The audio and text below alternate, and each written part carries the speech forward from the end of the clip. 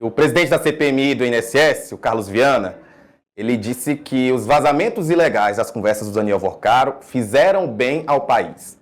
Ele também disse que não há a menor condição de se dizer que os vazamentos aconteceram pela CPMI. Vamos então acompanhar aí um trecho da coletiva que o senador deu ontem, segunda-feira. Bota aí.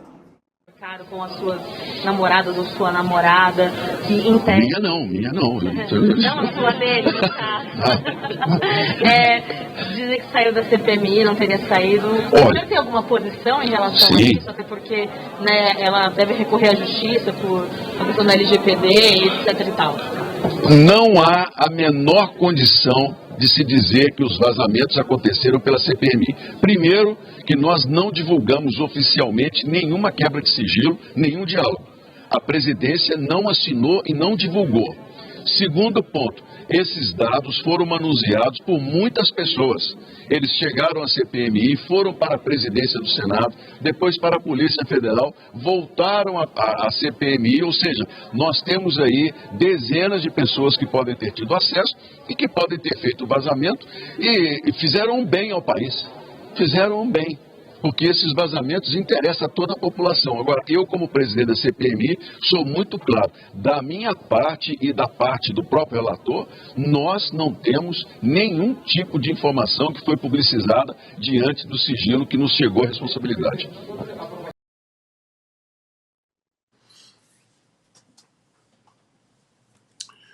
Ó, há uma coleção de absurdos aí. E eu vou lembrar quem é. Eu vou lembrar uma proposta do Carlos Viana só depois do meu comentário. Porque eu não quero, já no primeiro comentário, lembrar quem é Carlos Viana. Porque aí, se houver alguma coisa boa na fala dele, fica parecendo que eu estou tentando contaminar. Mas me diga o que é de bom na fala dele. A pergunta dizia respeito ao vazamento de dados da relação pessoal, de relação sexual, de convivência. O que isso tem a ver com a investigação? O que isso tem a ver com a investigação? Com a devida vênia, ele sabe que essas coisas partiram da CPMI. E aí ele responde assim: nós não divulgamos nada oficialmente. Não, mas ninguém disse que o Carlos Viana chegou lá e falou: e agora vamos divulgar a vida sexual de Vorcaro com a ex-namorada dele. Não, isso não aconteceu. Agora, dizer que isso fez um bem à sociedade... Vazamento ilegal de dados é vazamento ilegal de dados. A questão é saber se você vai condescender com ilegalidade ou não. Eu não vou condescender com ilegalidade. E acho que isso tem que ser investigado. E isso nada tem a ver com a imprensa, eu falei desde o primeiro dia. A imprensa não tem o dever de sigilo. Quem tem dever de sigilo é quem está com o documento sigiloso. Não é a imprensa. Então, tanto é que se abrir investigação, não tem nada a ver com a imprensa. Né? Desde que não haja conluio, né? Não haja uma combinação ali no seguinte sentido: olha aqui, eu vou ajudar você. Agora, evidentemente, é uma fala absurda. É uma fala de quem não reconhece direitos fundamentais. Não do Vorcaro, não, cara. Eu não sei, a essa altura, deve ter gente, adversários do Vorcaro, pessoas prejudicadas por ele, um monte de gente achando assim: é isso mesmo, tem que estar. É isso mesmo, até que não seja um dos seus, você tá nessa situação. Né? Um presidente de CPMI. Então, vem cá, ele fica pedindo dados sigilosos de todo mundo e ele está dizendo o seguinte: eu não vou divulgar, mas se alguém divulgar, eu acho bom. Faz sentido? Não, ele está vivendo, inclusive, o seu momento de herói e tal, mas eu quero lembrar quem é Carlos Viana. Se alguém gostar disso, tá tudo bem. Para você. Eu não gosto e não vou estar junto com essa turma. Esse é o cara que propôs uma mudança no Código Penal para extinguir os crimes de atentado violento ao Estado de Direito e de tentativa de golpe de Estado para tirar o Bolsonaro da cadeia. Se ele conseguisse isso, como a lei penal retroage para beneficiar, ele queria tirar o Bolsonaro da cadeia. A única coisa é que seria considerado inconstitucional, porque o Congresso não pode votar, é um fundamento, o Congresso não pode votar uma lei que vulnere a segurança do Estado.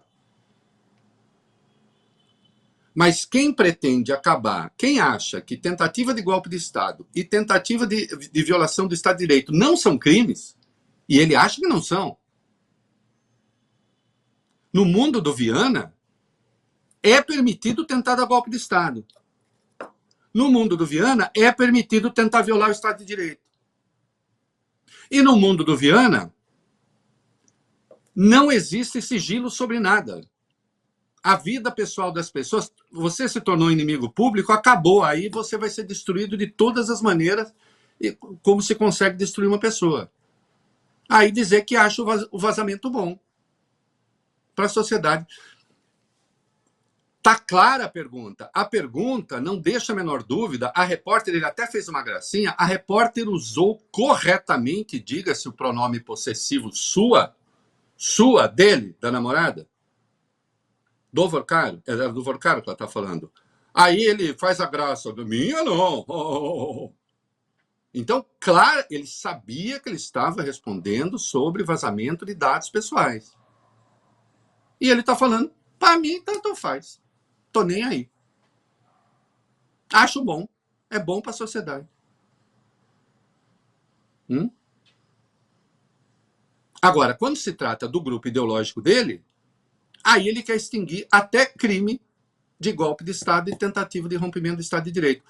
Eu assim, que se punam os culpados. Agora, precisa tomar muito cuidado com os heróis que estão aparecendo nessa nova safra. Eu lembro de um grande herói que apareceu na safra passada, chamado Sérgio Moro, que pavimentou o caminho para o Jair Bolsonaro, foi ser seu ministro da Justiça, e foi chutado um ano e pouco depois, né? No dia 24 de abril de 2020. Né? Mas o Bolsonaro venceu em outubro, e em novembro ele aceitou ser ministro. Né? No mesmo ano que tinha mandado o Lula para a cadeia. Cuidado com os heróis que estão aparecendo. Esse herói aí é o herói que quer acabar com o crime de golpe de Estado e crime de violação do Estado de Direito. E aí, diante de um vazamento ilegal, em vez dele falar que se investigue, tá tudo, e acabou, eu não tenho nada com isso, eu acho ruim que se vaze. Não, ele fala, não, foi um bem para a sociedade. Porque eles, assim, certamente eu vou ter o apreço das pessoas nesses dias que nós estamos vivendo. É isso. Reinaldo, tem gente que pensa diferente. Quem falou sobre os vazamentos foi o ministro Gilmar Mendes. Ele foi no X e disse o seguinte, ó, abre aspas, a exposição pública de conversas de cunho estritamente privado, desvinculada de qualquer ilicitude, constitui uma gravíssima violação ao direito à intimidade e uma demonstração de barbárie institucional e transgride todos os limites impostos pelas leis e pela Constituição. Na semana que se comemora o Dia Internacional da Mulher, parece ainda mais grave a divulgação de tais diálogos, denotando uma urgência de refletir sobre como a intimidade feminina é, historicamente, o alvo preferencial de tentativas de desmoralização e controle. Ao permitir a publicação de diálogos íntimos de um casal, o Estado e seus agentes não apenas falham em seu dever de guarda, mas desrespeitam a legislação que impõe categoricamente a inutilização de trechos que não interessam à persecução penal. Bem direto, bem didático, Gilmar Mendes. Didático e lembrando o que diz a lei. Porque a lei é essa. A lei é essa. Você faz o mandado de busca e apreensão. Isso interessa a investigação? Interessa. Então, tudo bem. E ainda assim, se tiver sigilo, o sigilo tem que ser guardado. Agora, o que não interessa tem de ser eliminado. E aí, o ministro aponta como uma coisa que eu acho necessária. Esse cenário evidencia a necessidade inadiável da aprovação da LGPD, a Lei Geral de Proteção de Dados Pessoais, também na área penal. também na área penal. Por que não... E aí diz o ministro, ao transformar o que deveria ser uma investigação técnica em um espetáculo, em um verdadeiro ato de linchamento moral, o sistema incorre em nítida afronta à dignidade humana e aos direitos fundamentais. Bom, eu não tenho dúvida a respeito disso. Tem muita gente que pode estar achando bacana porque não está lá. É sempre assim. Né? Esse negócio da guilhotina, né? Dados históricos, né? A Manon Roland, que é uma figura da Revolução Francesa, né? Uma adversária do Robespierre, né? Ela era uma girondina, né? Não era uma jacobina, mas foi uma personagem fundamental da Revolução Francesa, e no período do terror da Revolução, ela foi guilhotinada. Estava na fila, foi para a fila da guilhotina e foi guilhotinada. E na fila da guilhotina teria dito, ó, liberdade, quantos crimes se cometem em teu nome. Né? Eu brinco sempre, Rafael, que eu duvido um pouco dessas frases ditas assim à beira da morte. Né? Eu acho que isso assim, é um mito que se cria depois, porque, sei lá, eu estaria com medo, né, em vez de ficar fazendo frase. Né? Teria dito, ó, liberdade, quantos crimes se cometem em teu nome. Tenha dito isso ou não, o fato é que ela foi para a guilhotina e foi guilhotinada. E o fato é que aquele que liderou o momento do regime que mandou guilhotiná-la terminou guilhotinado, o Robespierre, né, que era um tarado que adorava cortar cabeças. Né? Então, cuidado com esse clima. Né? E tem a investigação do vazamento, né? Vamos lá. É isso, Reinaldo, porque a Polícia Federal já deu início a essa investigação sobre esse vazamento desses dados sigilosos do Daniel Vorcaro. O ministro André Mendonça autorizou a abertura do inquérito depois da divulgação desse material e, como a gente viu, né, muita gente viu, incluía até mensagens de cunho sexual, de intimidade dele com a ex. Isso, deixando claro mais uma vez, já falamos, mas para deixar, enfim, de maneira inquestionável, o Mendonça observou que a imprensa não está sob investigação e nem poderia. O inciso 14 do artigo 5º dos direitos fundamentais assegura que o sigilo da fonte é inviolável. Não tem como investigar a fonte de jornalista. Atenção! Atenção! Eu quero que você saiba tudo. Sabe os Estados Unidos, tão admirados pela extrema-direita brasileira? E as leis americanas, lá sim, lá não tem Supremo com essas características de controle de constitucionalidade, lá não tem não sei o quê. Você sabia que nos Estados Unidos, sim, se a segurança do Estado for considerada em risco, se pode investigar fonte de jornalista, Rafael? Você sabia que jornalista pode ser preso nos Estados Unidos se instado a revelar sua fonte e não disser? Foi. Teve gente presa até no governo Obama. No Brasil, felizmente, não. Não. Aqui ninguém vai investigar fonte de jornalista. Então esquece, né? Não tem essa de investigar fonte de jornalista. Mas daí também achar que se pode fazer um processo judicial e mesmo aquilo que tem que ficar sigilo, não fica sigilo, tem coisas que nada tem a ver com investigação. Né? E atenção, Rafael, exercício... Não vou fazer porque senão vai parecer que eu quero te meter nas minhas coisas, nas minhas opiniões. Nós estamos aqui... Veja só, eu e você, certamente você, jornalista, que é como eu, defende esse inciso 14 do artigo 5º, né? Não se investigar fonte de jornalista. Acabou, nós estamos preservados. Acontece que o artigo 5º também tem outros direitos. A gente é a favor desse, mas não é a favor dos outros? Não pode ser mudado nem por emenda. Não pode. Né? Então, por exemplo, a garantia do sigilo também é um direito fundamental. A justiça pode determinar que se quebre, etc., que é o nosso próximo tema.